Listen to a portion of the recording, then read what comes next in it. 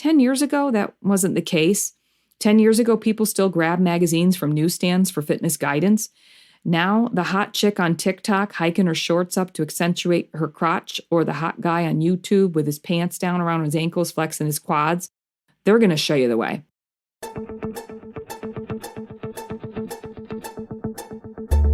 Is bodybuilding about selfies, steroids, magazines, and muscles?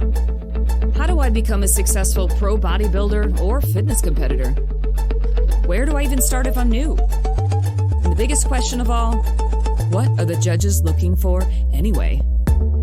Even today with the internet, many people first discover bodybuilding by word of mouth. The lack of regulation has caused a boom of unqualified coaches, scattered info, biased advice, dangerous protocols, and posing trends that are a hot mess. After 20 years in the business, I have seen it all. Week after week, I'm going to talk about taboo topics that get swept under the rug, provide you tips and strategies to gain a competitive edge and stand out on stage in any division or federation. I'm going to answer all the burning industry questions without the bias. I have competed across 6 federations, earned pro status in 3, and judged in 2. I've coached posing and choreography for men and women in all federations and divisions. I know just how much competing means to you. I'm your host, Michelle Welcome, and you are listening to the Everything Else in Bodybuilding podcast. Be sure to download your free guide, 5 Things Every Bodybuilder and Fitness Competitor Needs to Know Before Your Next Show at eeinbb.com. That's www.eeinbb.com.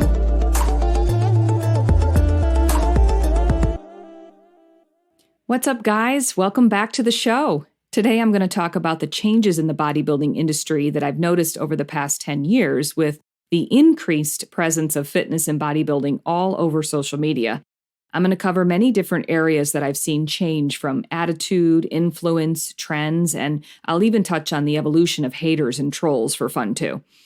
For the past year and a half to maybe 2 years, I've become more active on social media as I come out of my creative cave after spending years making various products for the bodybuilding industry. The last time I was heavily present on social media was maybe about 10 years ago while I was preparing for shows. Man, it sure has been an eye-opener to see the evolution. Now, while preparing for shows, I documented the whole journey on my Facebook page and posted my check-in photos every week with my no glam, my pasty white skin, and wild hair to showcase the process in a real and raw way. I had a tremendous amount of support and even had a line of tank tops made with mottos and anthems I used as motivation leading up to my shows. One was called Eat Lean, Train Clean, and the other one was called Kill It with Drive. On show day, my supporters from countries all over the world would wear my tank tops and tag me in them on social media to show their support. It was such an incredibly supportive environment. Now, the changes to social media from the last time I was heavily active has been an eye-opener to say the least.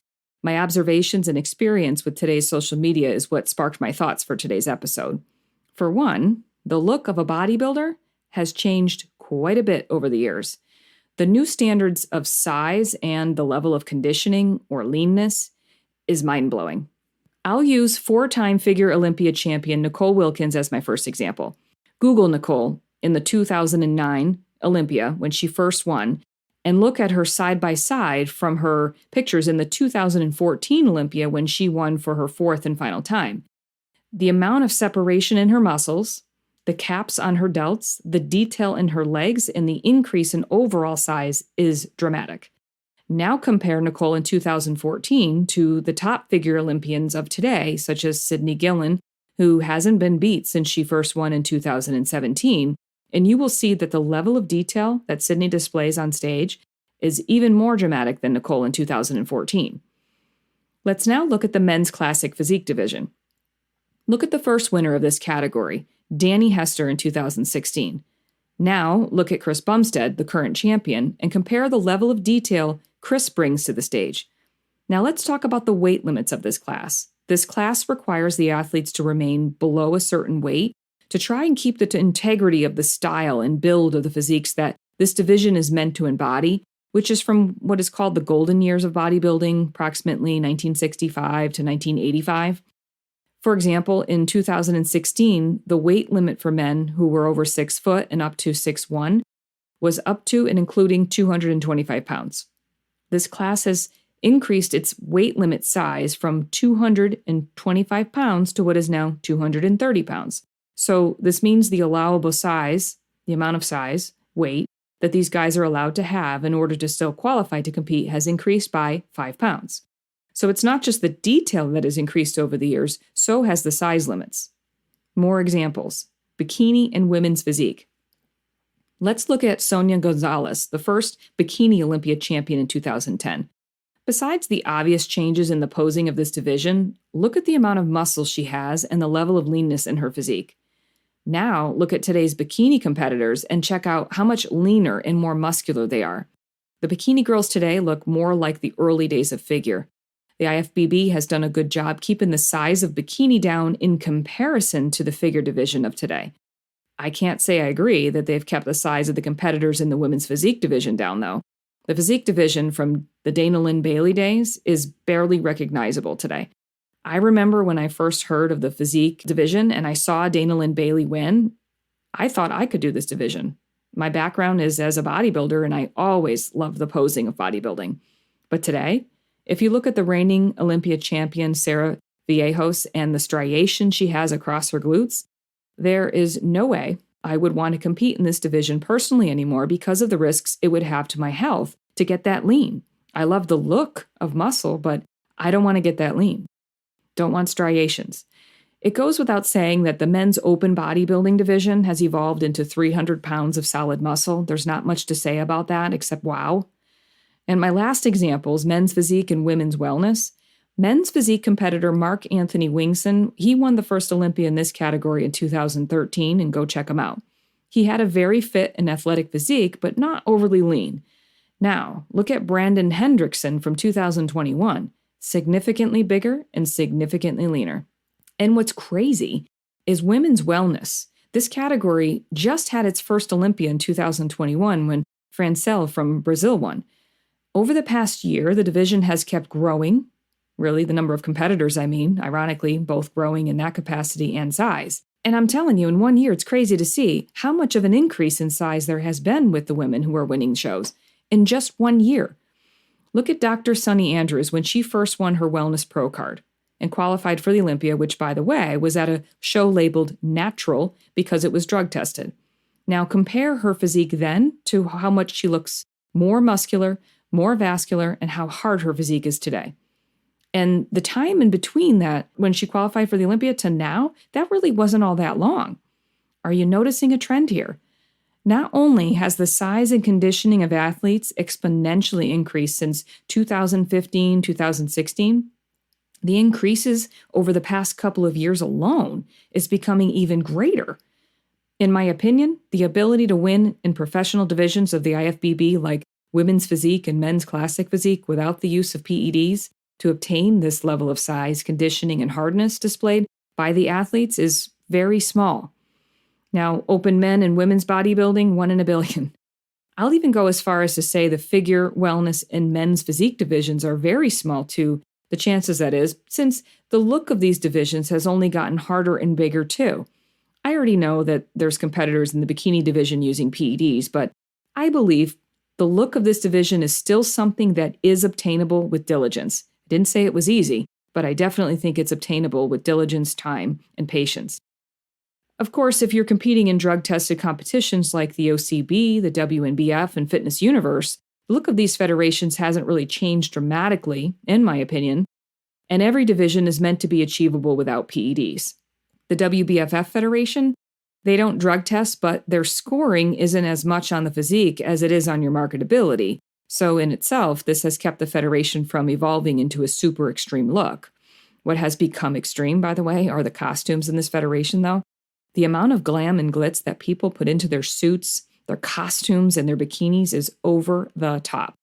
I've heard of people spending over $6,000 on a costume you're wearing once for 1 day, $6,000. So really, it's the NPC and the IFBB where I've seen massive changes in physique size, conditioning, and overall hardness. I'm also seeing an exponential rise in the number of competitors in this federation too, with the addition of more divisions. As an athlete myself, first, I can see how people would be discouraged hearing all of this. I do plan to compete again someday, but I'm not really discouraged since there are still divisions I can do well in as someone who isn't into doing PEDs. It's just not my thing. This sport is me against me anyways.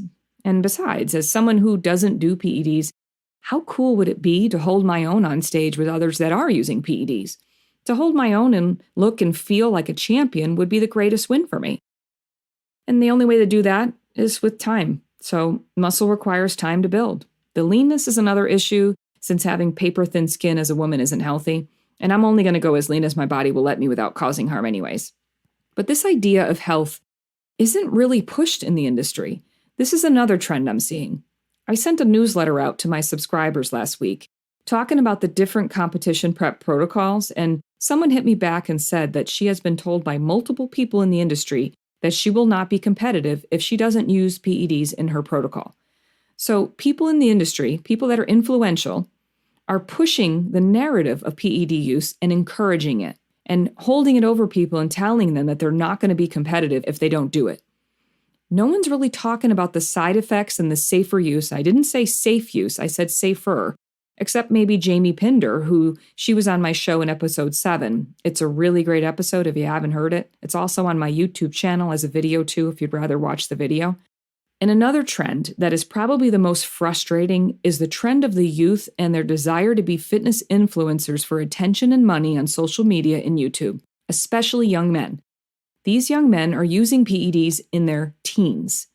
I said teens, you guys. Young men who at that time in their life have the highest amount of testosterone raging through their veins are taking PEDs to grow their physiques faster so they can look like people like Chris Bumstead.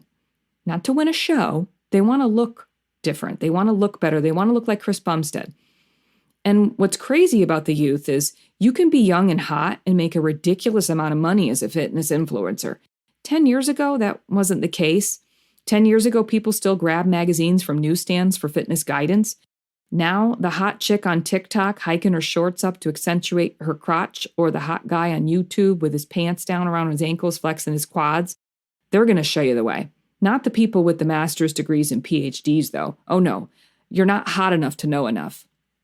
Speaking of PEDs, the PED use is so rampant. I'm noticing an even more interesting trend in our industry. The lack of knowledge of what a natural physique even looks like anymore. Nowadays, if someone posts a picture or a video showing any muscle at all, the trolls come swarming, flying around and waving their keyboards like swords and accusing people of PED use. This discussion is also a common narrative on YouTube, with some YouTube bloggers regularly calling out people in episodes titled Natty or Not. Some of these episodes are actually quite fun to listen to, I do have to say. And I've been in the industry long enough that I can see common traits in people, and I can often tell that they're using PEDs. And look, I'm not an expert by any means, but there are sure signs. Facial changes in both men and women, voice changes in women, bulging red face in men, huge increases in muscle size over a short period of time, to name a few. But not everyone with muscle is on PEDs. Muscle growth is totally achievable. Even the industry experts on PEDs suggest you build a base of muscle first, tap out your genetic potential, before you even consider PEDs. This issue of no one knows what a natural physique looks like is so bonkers to me.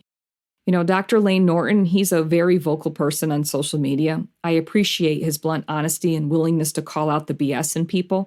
He had a moment last year where he did this regarding his wife, Holly Baxter, and the hate she was getting as she was preparing for the fitness model category in the WBFF World Championships last year. Lane got so ticked, he posted a close-up picture of Holly's face and said something like, "Look at her face." And he goes on to say something like, "It would not look like this if she was on PEDs." Many people don't really know what is achievable without PEDs. So many people just assume people with muscle are on PEDs since the use of them is so common. I've been told something crazy like maybe 90 to 95% of people that are using PEDs are actually not even competitors. The biggest market of users are not competitors. They just want to look buff. This is a huge trend that is very concerning. And it's not just the kids. There are idiot parents that ask what they should give their kids to help them perform better so they can get a scholarship. Isn't that crazy, you guys? Everything seems to have evolved into being highly superficial. less regard for health, science, and more regard for one's appearance. Solid education often gets buried in this nonsense. Over the past year, I've been talking to you guys about my signature program, Posing When Shows, which was originally designed for veteran competitors that wanted to level up their game and go from meh to awesome. But a couple of unexpected things happened. First, most of the people that joined my program, they weren't seasoned competitors. It was the opposite. Most of the people that joined were new people who out the gate wanted to never be mediocre. I mean, my kind of people. I share the same mindset. So when people joined, I had them post their posing videos in our private group for feedback. And if they were new to competing, I had them watch some online tutorials as their starting place. But here's the thing. When they posted their posing videos, they looked nothing like the posing tutorials, like nothing. So I had to pivot my program to add additional instruction because I wasn't going to let these people who trusted me with my signature program be less than awesome. And then the second eye-opening thing happened. I also host weekly group classes for these people in my signature program, and among other things, I educate on various topics in these classes. Over months of teaching, I noticed another trend, another unexpected trend. So one day, I decided to quiz everyone to see if my suspicions were right. I went person to person, from new competitor to seasoned competitor to male competitor to female competitor, and I asked everyone, what do you think you're being judged on? After going from person to person, I realized they really didn't know. The information they have obtained up until this point is all surface level. Just like I said before, things have evolved into being surface level. I'm a very process-driven person. I went to a 4-year college. I finished in 3 years with an accounting degree, and I was working for, at the time, it was a Big 5 accounting firm, doing corporate taxes for large companies at the age of 20. A few years later, I tested a different type of accounting firm that was more about portfolios than taxes. When I got there, I was sort of given instructions on what exactly my job was. I was sort of given instruction, I should say. The job had daily tasks, monthly tasks, quarterly tasks, and annual tasks. Over a couple of months, I had it all down and was good to go, but I wondered why I had to learn these processes over months of time. Why couldn't someone have just given me a daily, weekly, monthly, and annual list of instructions? Then one day, a new person was hired, and I noticed she was lost on the job just like I was on day one without a mentor. I couldn't understand why procedures were never in place, so I made them, and I gave them to her.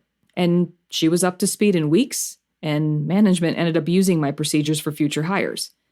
My brain is constantly problem solving, and how it solves problems is by breaking things down into minute details and then putting things back together, new and improved, in sequence and in stages. So when I had this epiphany moment, realizing just how surface level people are receiving information on how to pose and how disorganized the information as a whole is, I decided to do something about it.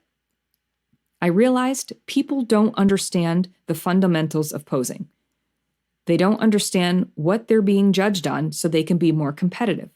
And worse, they lack confidence on stage due to lack of preparedness. I realized that it's not that people want surface level education. I realized that surface level education is all that there is out there. Like at that accounting firm, it's not that no one wanted a process that helped new hires get up to speed in weeks and not months. It was that there just wasn't a process created to provide this fast track to success. So just like I did as an accountant, I'm doing it now for bodybuilders. After over 2 decades in the sport of bodybuilding and 10 years of teaching and judging shows, I know how easily all of these things can be avoided with the proper education. And that's exactly what I've created with my live Learn to Pose virtual clinics for every category in bodybuilding. Go to posingpractice.com to find out more on how to pose effectively from the start. At these clinics, I'm teaching the specifics on what you're being judged on in your category for all federations and divisions.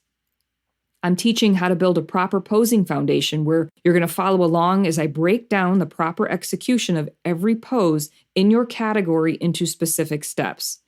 And you're going to practice all the new posing skills you just learned and let me guide you through them like you will be required to do on stage, which as a head judge of bodybuilding shows, I'll give you a taste of what your experience will be like on stage. Again, go to posingpractice.com for more info on how to learn to pose effectively from the start. And let's bring awareness to foundational education and not just surface level education. And I'll continue to do this on my podcast for all other topics as I bring in more experts on the show to shed light on topics that are often full of misinformation. It's really eye-opening to see just how much our industry of fitness and bodybuilding has changed. During COVID, everyone was an at-home workout expert. Bands were the new booty builder, and people became even more connected with their phones as the only way to socialize outside of the home. As if social media wasn't big enough, it's even bigger now. I don't see these trends I've talked about in this episode getting any less extreme in the near future. I started just posting on YouTube for the first time in many years, and I have to laugh at the amount of negative comments I get. Everyone is an expert there, in case you didn't know. It's definitely not the super supportive environment I remember from 10 years ago. I hope, if anything, this episode gets some people to think a little deeper about decisions and where they're getting their information and their influence from. It's not easy to weed through the nonsense, and appearances can be very deceiving. All right, guys, I've got some really cool topics coming up and an extra special interview in a few weeks that I think you're going to love. As always, if you like this podcast and want to see it continue, tell the podcast people it's cool by leaving a review and share it in fitness groups on social media for others to hear about and tune into. And there's going to be a lot more to come. Ever wonder if you are posing correctly for your division? Learn to Pose is dedicated to taking out the guesswork on how to pose for all categories in bodybuilding. Learn 5 ways you can improve your posing skills in 5 minutes guaranteed at www.learntopose.com. There are free posing tutorials available for the bikini, figure, and men's physique categories, and more on the way for other divisions in bodybuilding. It's free, so go access your free posing tutorial for bikini, figure, or men's physique at learntopose.com.